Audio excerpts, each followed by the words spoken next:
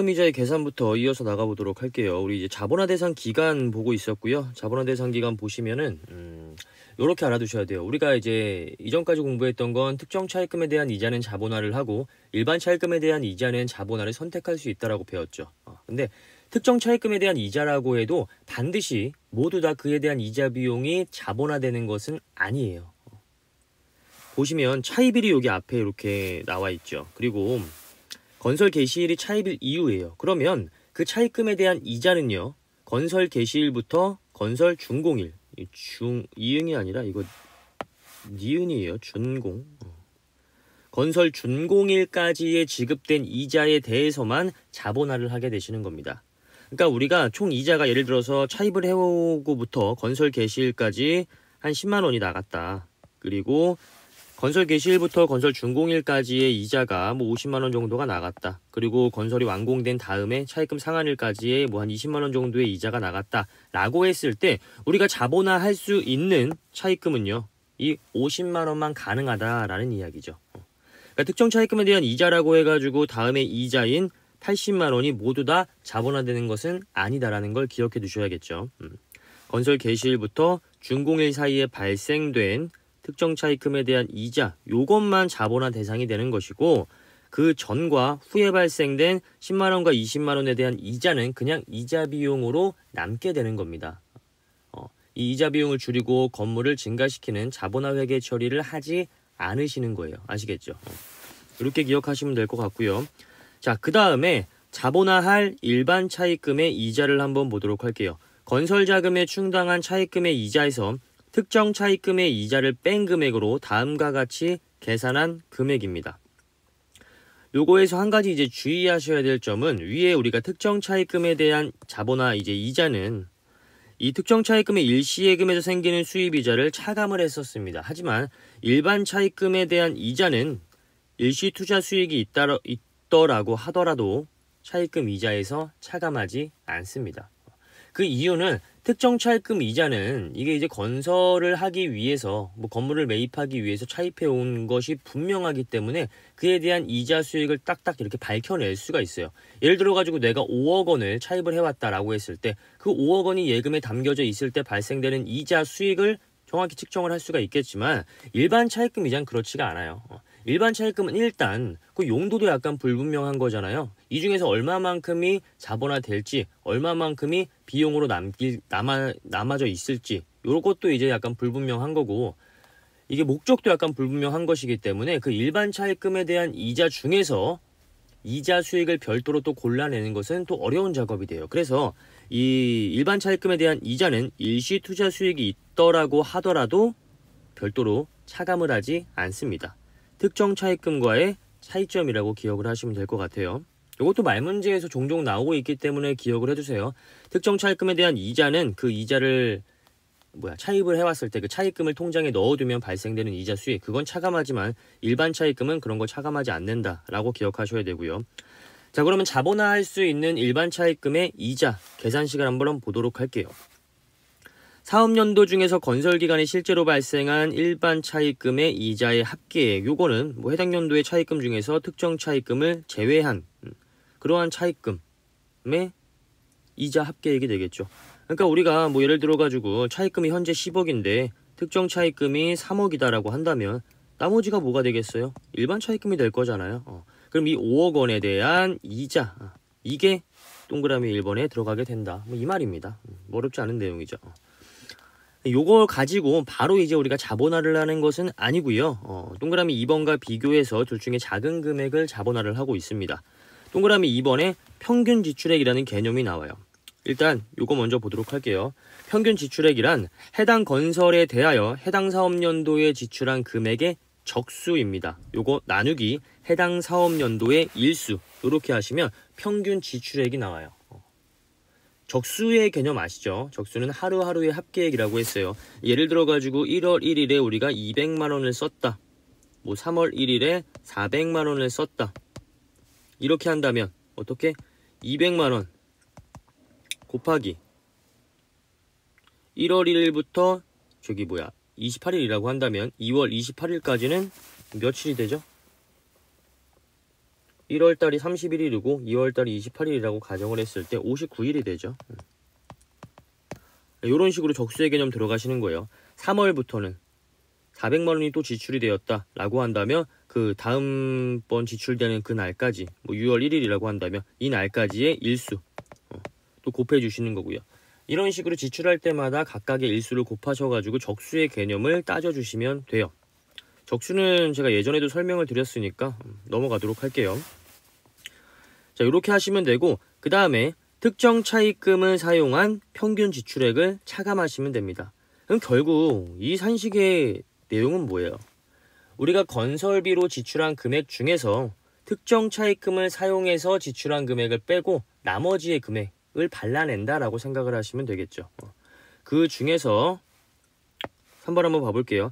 해당 사업연도의 특정 차입금 적수 나누기 해당 사업연도의 일수, 이렇게 하면 이 특정 차입금을 사용한 평균 지출액이 나오게 될 거고요. 그 다음에 곱해지는 게 자본화 이자율, 일반 차입금에서 발생한 이자의 합계액 나누기 해당 사업연도 일반 차입금 적수 나누기 해당 사업연도 일수, 이렇게 하시면 자본화 이자율이 나옵니다. 결국 이 동그라미 2번에 대한 산식은 우리가 건설비로 지출한 것 중에서 특정 차입금을 차입해 와서 지출한 것 빼고 나머지의 이제 그 지출액 중에서 자본화할 수 있는 이자율을 별도로 산정해 가지고 그 금액을 곱해서 이제 우리가 최종적으로 동그라미 2번에 대한 결과값을 도출을 해내면 되겠죠. 둘 중에 다 작은 것을 골라내셔 가지고 일반 차입금 이자 얼마만큼 우리가 자본화할지를 결정하시면 됩니다. 만약에 일반 차입금 이자를 우리가 세부담 최소화 과정이 있다라고 한다면 이러한 짓은 아예 안 하셔도 되겠죠. 자본화 그냥 안 하면 되는 거니까. 하지만 세부담 최소화 과정이 없고 일반 차입금 이자도 자본화하기로 한다라는 그런 문구가 문제에 나와 있으면 둘 중에 작은 것을 골라내셔가지고 그에 대한 값을 내셔야 돼요. 요 금액까지도 자본화를 해주셔야 되겠죠. 자, 이렇게 기억을 하시면 될 것 같아요. 그 다음에 세무조정 한번 보도록 할게요. 회사가 비용 처리한 경우, 그 다음에 회사가 과대 자본화를 한 경우, 이제 두 가지 케이스가 나오게 되겠죠. 그러니까 이거죠. 원래는 회사 입장에서는 건물에 이 이자 비용 100을 가산을 시켜야 되는데 회계 처리를 한 거 보니까 요거 이자 비용 그냥 비용으로 다 놔뒀어요. 원래는 100이라는 금액을 자본화를 했어야 되는데 그냥 이게 비용으로 다 남겨져 있는 상태라는 거예요. 이때 세무조정 해주셔야겠죠. 어떻게 돼요? 이자 비용 줄이고 건물 늘리니까 건물을 늘리는 회계처리, 입금 산입 해주시면 되겠죠. 또는 송금 물산입, 건물 유보, 자산부채 차이니까 이런 식으로 세무조정 해주시면 되고, 만약에 이 자본화를 100이라는 금액만 해야 되는데 장부에서 120이라는 금액을 자본화를 했어요. 이때는 세무조정 어떻게 해요? 건물의 금액을 그만큼 줄여주시면 되겠죠. 입금 불산입 또는 송금 산입 하신 다음에 마이너스 유보, 이렇게 세무조정을 해주시면 되겠죠. 그러니까 세법에 따라서 자본화할 금액을 딱 정해놨으면, 우리가 이제 계산을 해놨으면 장부에 어떻게 계산되어 있는지를 파악을 하고 세법에서 계산한 금액과 장부에서 계산한 금액과의 차이를 세무조정을 통해 가지고 소득 처분을 해주시면 되겠죠. 자, 비상각 자산에 대한 건설자금 이자입니다. 건설자금 이자를 과대 계상했다라고 했을 때는 송금 산입 마이너스 유보를 해주시면 되고, 건설자금 이자를 과소 계상했다라고 한다면 입금 산입 유보해 주시면 되겠죠. 우리 위에서 봤던 내용이에요.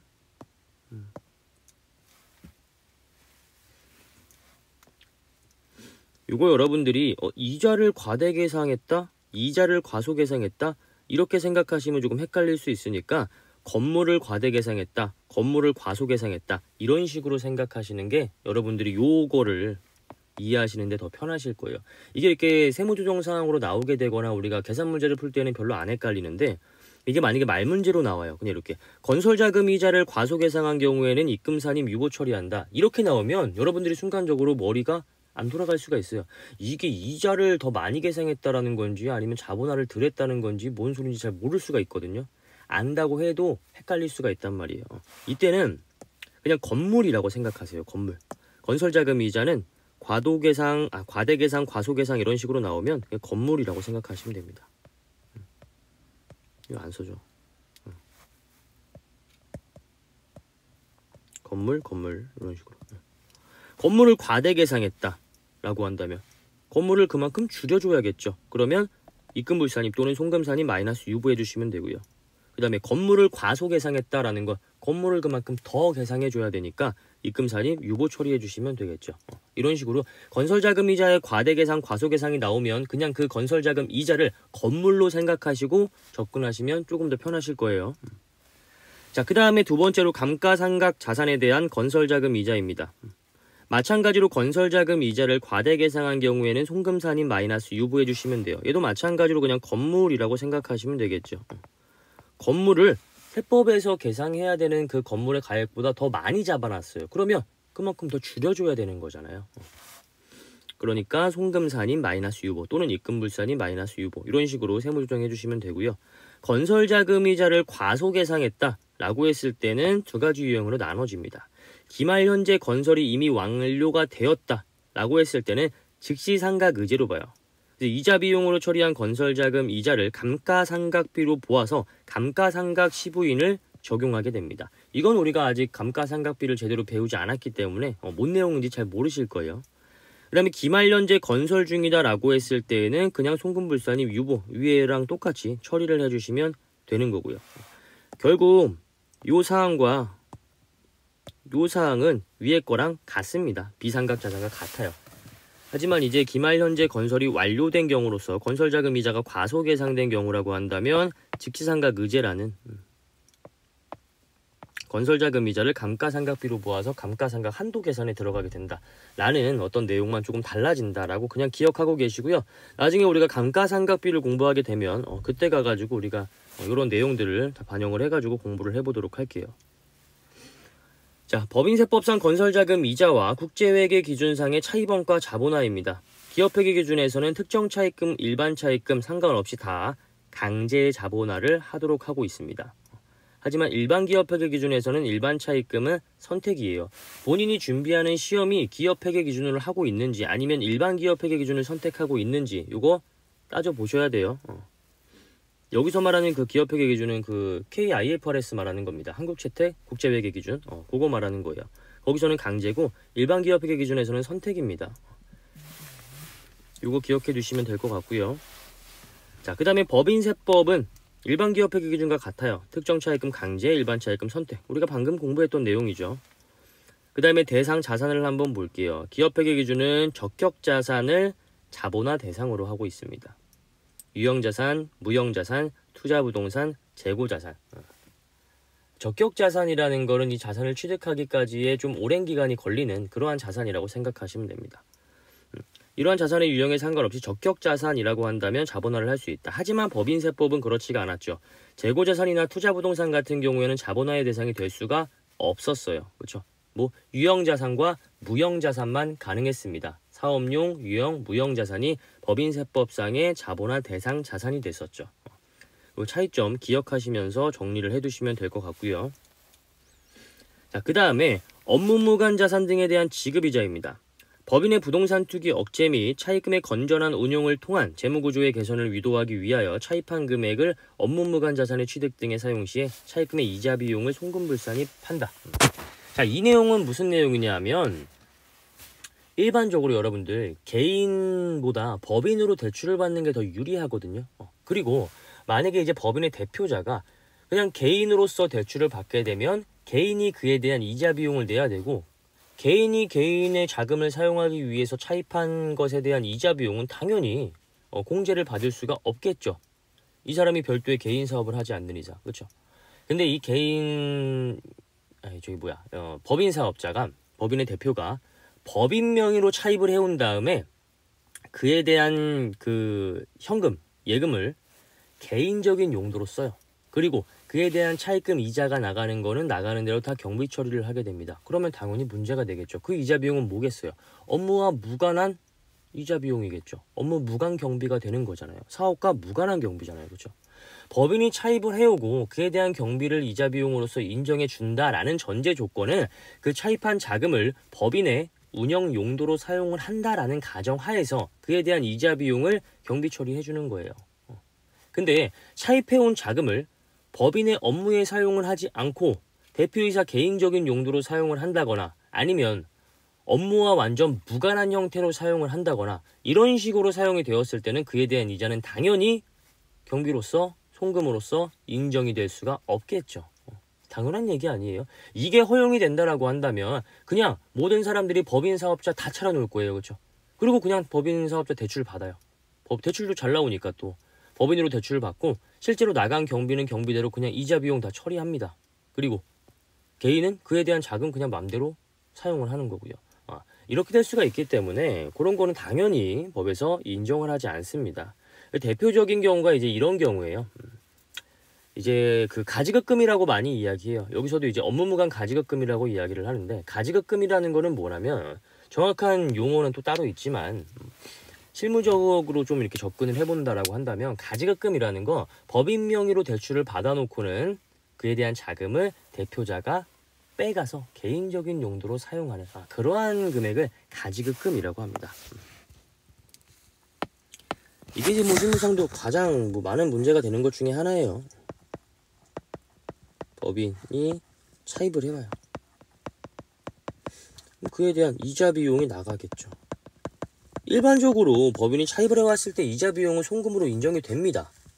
하지만 전제는 뭐 사업과 관련해서 법인이 이 자금을 썼다라고 가정을 했을 때 만약에 이거를 대표자 개인이 그냥 빼갔어요.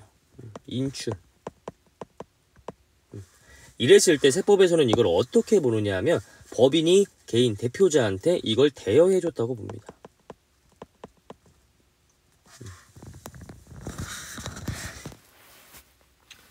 그래서 이 대표자는요 나중에 이에 대한 대여금을 당연히 상환을 해야 되고요. 그리고 그에 대한 이자까지도 지급을 해야 돼요. 근데 일반적으로 뭐 우리가 법인격이 별도로 부여가 되고 법인은 법에 의해서 별도의 인격이 이제 부여된 존재잖아요. 그래가지고 법인과 법인의 대표자는 각각 별개이다 라고 하긴 하지만 뭐 실무적으로는 법인 대표자가 그렇게 생각을 합니까? 이 법인 내가 세운 회사고 내가 이렇게 키운 회사인데 이 법인과 내가 왜 별개냐? 법인 돈이 내 돈이고 내 돈이 법인 돈이지 이렇게 생각한단 말이에요. 그렇죠? 일반적으로 이런 일은 잘 없습니다. 상환을 하지 않아요. 그냥 법인의 돈 맘대로 빼가가지고 그냥 개인적인 용도로 막 사용을 하고 실제로는 상환을 하지 않습니다.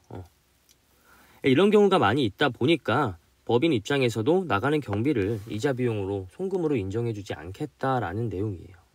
어떤 의미인지는 아시겠죠?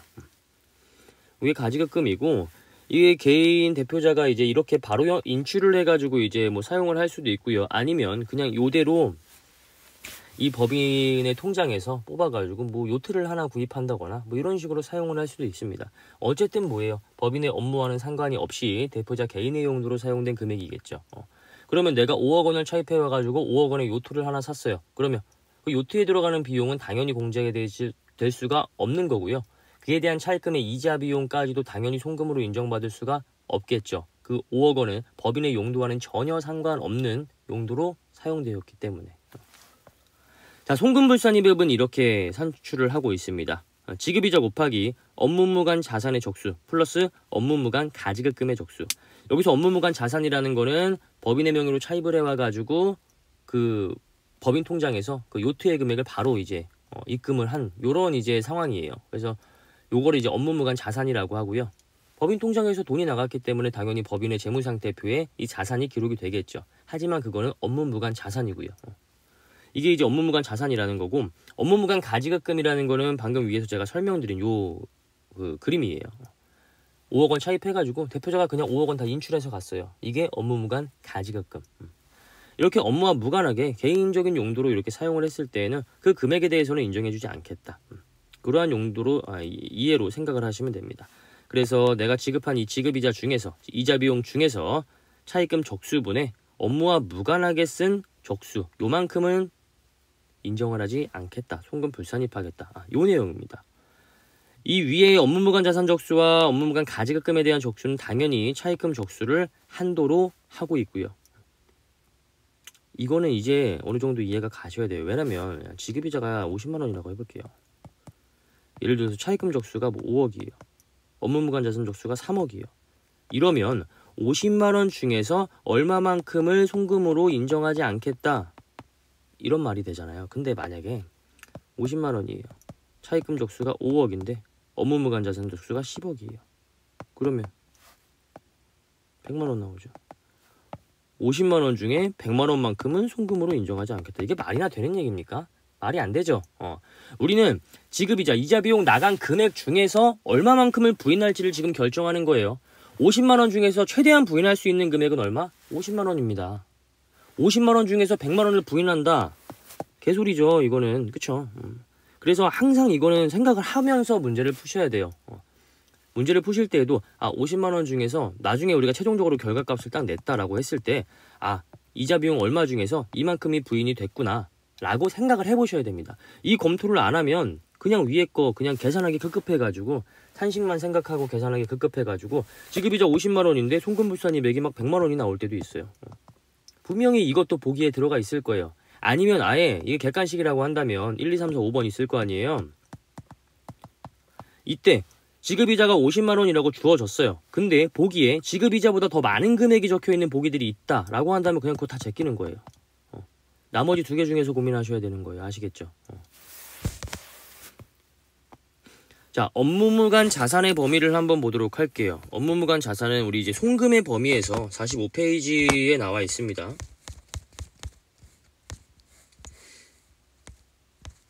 어디 갔을까요? 여기 있구나. 업무무관 자산의 범위. 송금의 범위 여기에서 45페이지 참조하시면 될 것 같고요. 업무에 직접 사용하지 아니하는 부동산이 있습니다. 법인이 이제 부동산을 취득을 했는데 업무에 사용을 하지 않아요. 그럼 뭐예요? 그 투기 목적일 수가 있잖아요. 그렇죠? 업무와 관련 없는 자산입니다. 단 유예기간이 경과하기 전까지의 기간 중에 있는 부동산은 제외합니다. 아니 예를 들어가지고 법인이 이번에 12월 달에 토지를 딱 취득을 했어요. 근데 그 토지는요. 나중에 우리 이제 법인의 사업 확장을 위해 가지고 그 위에 건물을 올리고 거기에 우리 회사를 새롭게 세울 계획인 거예요. 근데 12월 달에 이렇게 토지를 취득하자마자 바로 우리가 이제 결산이 마감이 되니까 12월 30일자로 그때는 어때요? 그냥 토지인 상태로 남아 있는 거잖아요. 그때까지는 아직 업무에 직접적으로 사용하지 않고 있잖아요. 그러면 이것까지도 업무무관 자산으로 보아야 되느냐? 그건 아니라는 거죠. 그래서 부동산 같은 경우에는 이렇게 유예기간이라는 걸 줍니다. 부동산을 취득한 이후부터 몇 년 동안은 유예기간으로서 인정을 해줘요. 그 기간까지는 업무무관 자산으로 보지 않아요. 부동산을 취득하고 일정한 기간이 지난 후 그때부터 업무무관 자산으로 보게 되는 거예요. 뭐 여러분들이 유예기간까지는 굳이 아실 필요는 없을 것 같아요. 뭐 한 5년, 3년 막 이렇게 적용되는 게 있는데 유예기간까지는 아실 필요 없고 그냥 업무에 직접 사용하지 아니하는 부동산. 단 유예기간이라는 게 또 별도로 이제 그 규정이 되어 있는데 그 기간이 경과하기 전까지는 업무무관 부동산으로 보지 않고요. 그 기간이 경과된 후에 아직까지도 업무에 사용을 하지 않고 있다라고 한다면 그때부터는 업무무관 자산으로 보겠다라는 거고. 그 다음에 동그라미 2번에 유예기간 중에 업무에 직접 사용하지 아니하고 양도하는 부동산. 예를 들어서 유예기간이 5년이라고 한다면 5년 내에 업무적으로 사용을 해야 되고 5년 이후에도 업무적으로 사용을 하지 않는다라고 한다면 5년 이후부터 얘는 업무무관 부동산이 되겠죠. 근데 이 5년을 다 기다리지도 않고 한 3년 정도 보유한 다음에 이 부동산을 팔아버렸어요. 그렇다라고 한다면 그거는 업무와 관계가 없는 거죠. 이거는 그냥 투기 목적인 거죠. 땅값 오르는 거 기다렸다가 그냥 팔아치운 거잖아요. 이건 투기 목적입니다. 그래서 그거는 업무무관 그냥 부동산으로 보게 됩니다. 단 당연히 부동산 매매업을 주업으로 하는 법인의 경우에는 당연히 제외하는 거고요.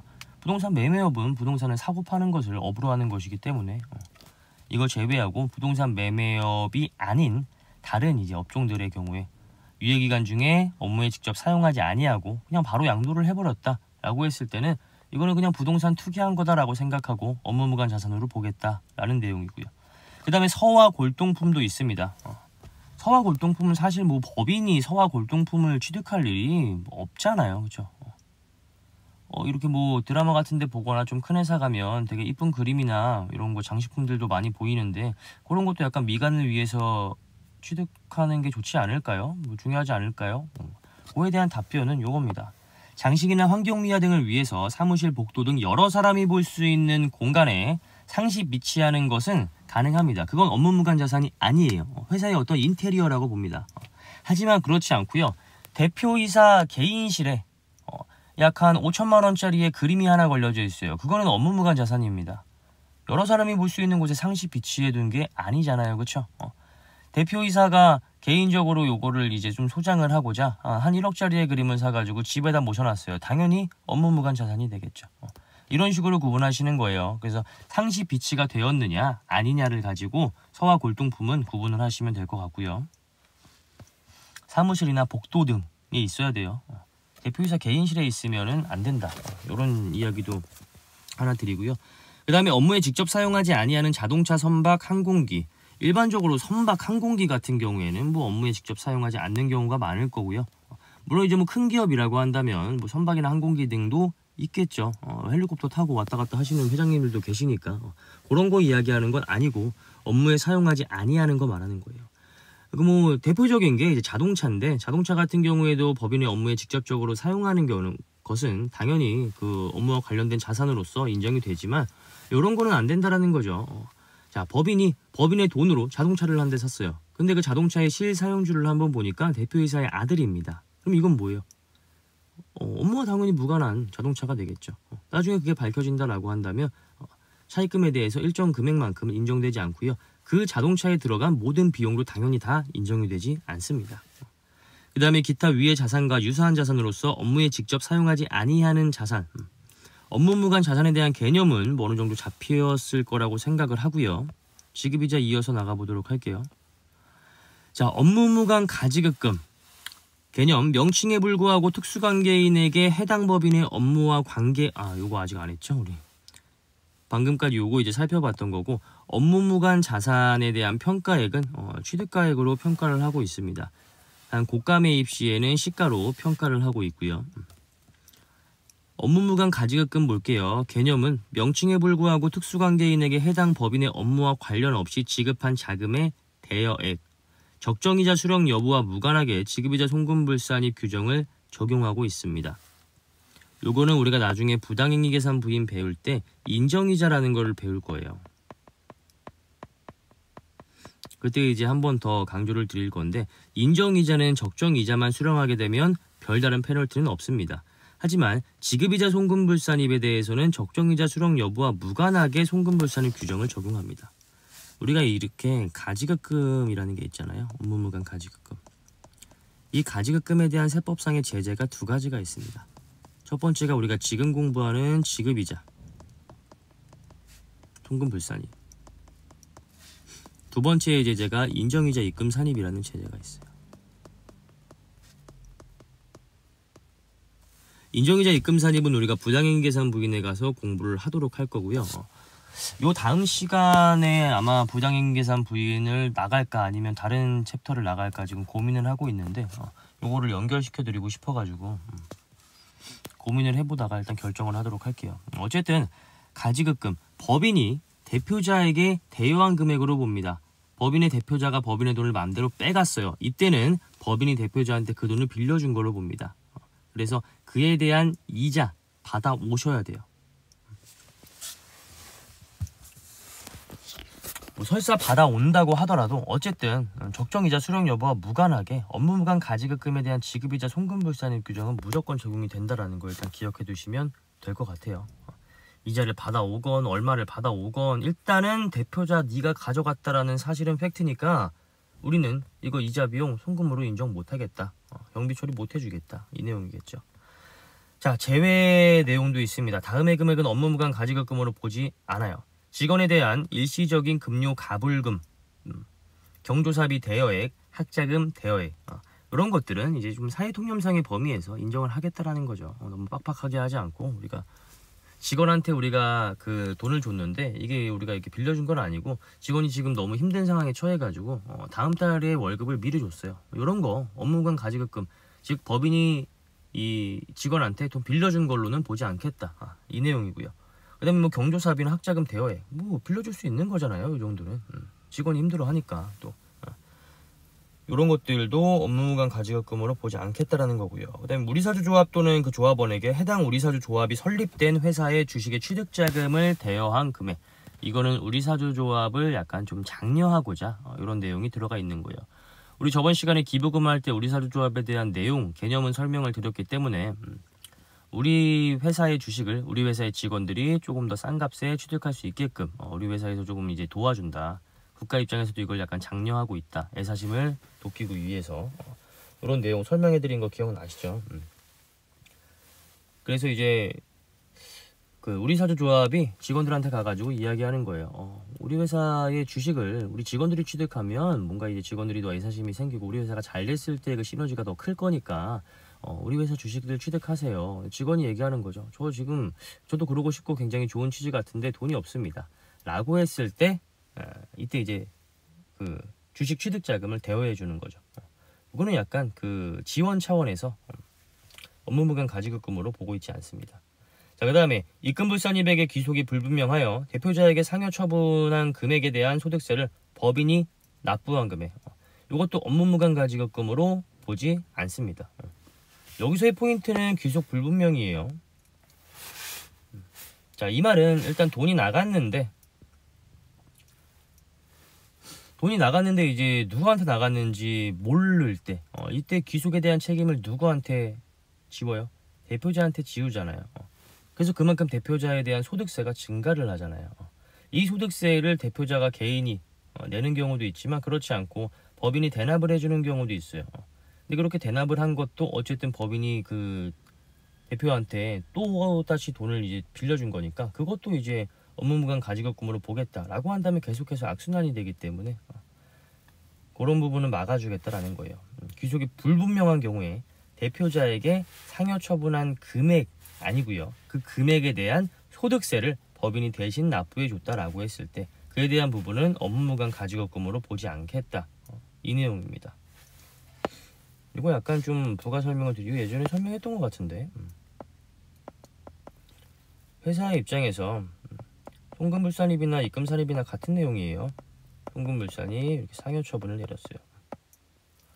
회사 입장에서 비용이 나갔는데 뭐 예를 들어 가지고 12월 31일 날에 500만 원이라는 금액이 나갔는데 이게 어디에 어떻게 나갔는지 모르는 거예요. 그러면 99.9% 일반적으로는 대표자가 가져간 돈입니다. 근데 이렇게 대표자가 가져간 돈이라는 게 분명하면 그러면 당연히 대표자한테 상여 처분하고 그에 대한 소득세도 대표자가 내야 되는 게 맞아요. 근데 이제 그렇지 않고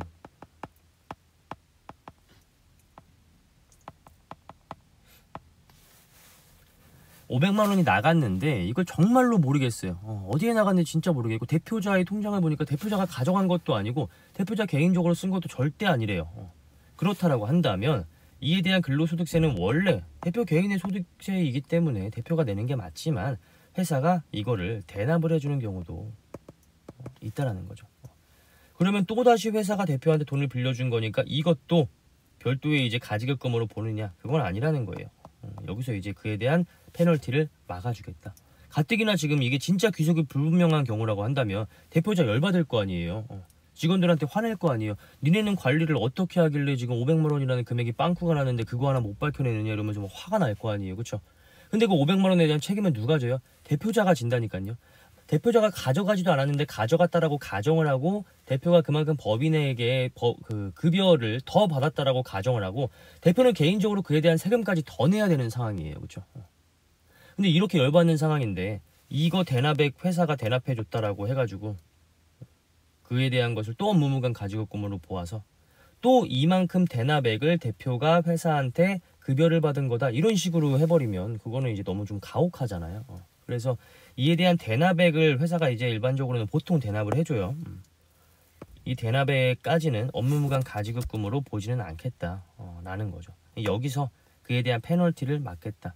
그 입증 책임을 지우지 못한 것에 대한 페널티 대표자 너한테 근로소득세 부과하는 걸로 거기서 마무리 짓겠다 이런 거죠. 자, 미지급 소득에 대한 소득세를 법인이 납부했다. 국민연금법에 의해서 근로자가 지급받은 것으로 보는 퇴직금 전환금 그럼 밑에 짜잘한 것들은 그냥 한 번씩 읽어보시면 되고요. 여기까지가 중요한 내용입니다. 자, 그 다음에 동일인에 대한 가지급금과 가수금의 처리 원칙적으로는 상계합니다. 가수금이라는 거는 무엇이냐면 그 개인이 법인한테 돈 빌려준 거를 말하는 거예요. 뭐 대표라고 계속 했으니까 대표라고 한다면. 회사가 대표한테 빌려준 돈이 5억 원이 있다라고 해볼게요. 대표가 회사한테 처음에 출자한 금액이 3억 원이 있다라고 해볼게요. 요 이제 3억 원의 출자금을 이제 요것만큼은 이제 자본으로 계상된 게 아니고요. 요거는 이 회사의 부채로 계상되어 있는 거예요. 우리 요거를 이제 가지급금이라고 하고요. 요걸 가수금이라고 합니다. 자, 그러면 이때 업무무관 가지급금을 얼마로 볼 것이냐? 5억 원으로 보고 계산할 것이냐? 그렇지 않다라는 거죠. 상계 처리해서 가지급금 2억 원으로 보고 계산을 하겠다라는 거예요. 아시겠죠?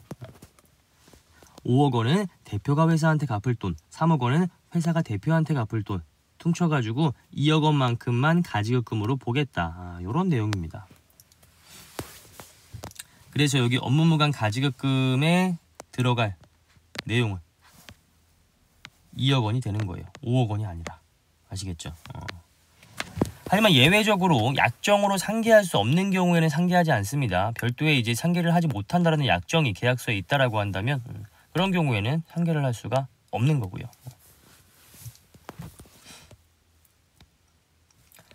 자, 그러면 지급이자 및 차입급 적수에 대해서 보도록 할게요. 여기부터는 우리 잠깐 끊었다가 가도록 할게요.